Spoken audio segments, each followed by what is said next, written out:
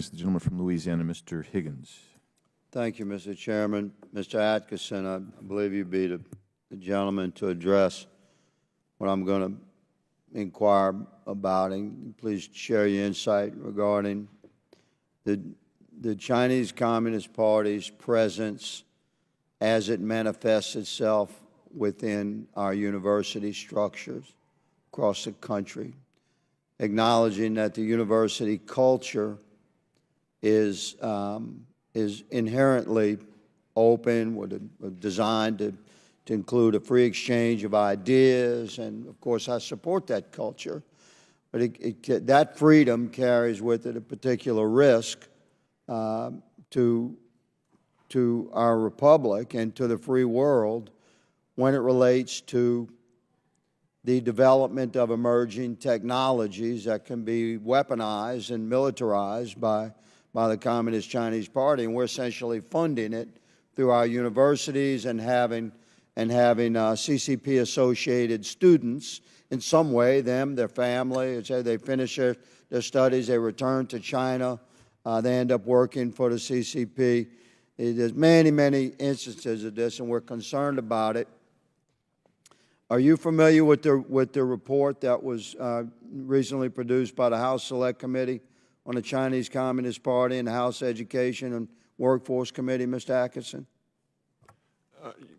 Somewhat. Good. I hope you don't have it memorized. It's a lot. But they had identified over 8,000 publications that were DOD funded that included papers covering topics like hypersonics, directed energy weapons, nuclear and high energy physics, and artificial intelligence and autonomous solutions. It all in the realm of the emerging modern weaponry of the 21st century, funded by DOD through our university systems. That includes more than 2,000 of those papers, DOD-funded papers, included the PRC co-authors who were directly affiliated with PRC's defense research and industrial base. Will you share with this committee and with America your opinion on what dangers that presents to the entire world when we are willingly, knowingly funding the advancement of Chinese Communist Party 21st century weaponization through our university systems?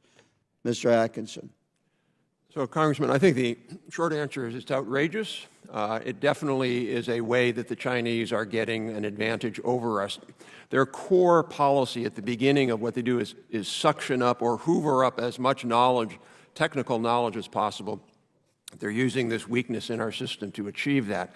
I will say it's important to, you're not saying this, I know, but some people say that that certain university, we should blame them. Look, if I were a university president and I want more money and the federal government's cutting back, I'm going to go to China.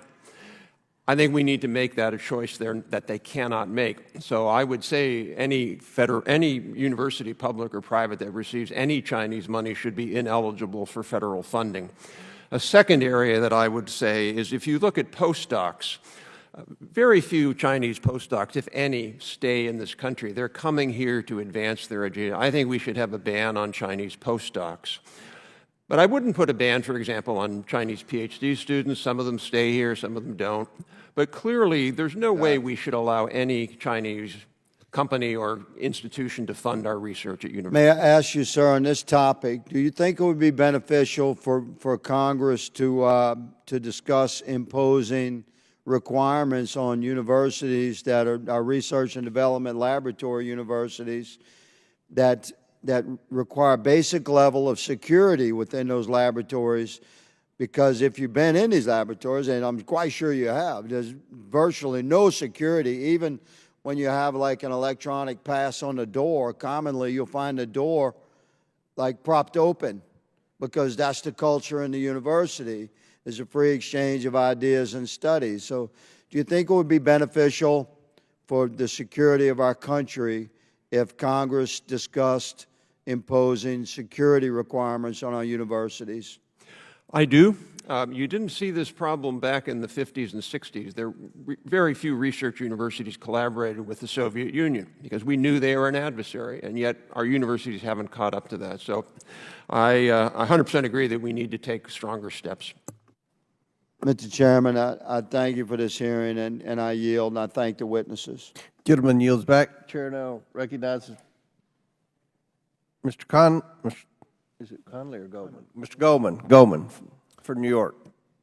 My. Here we are for the third installment of the Defending America from the CCP's Political War.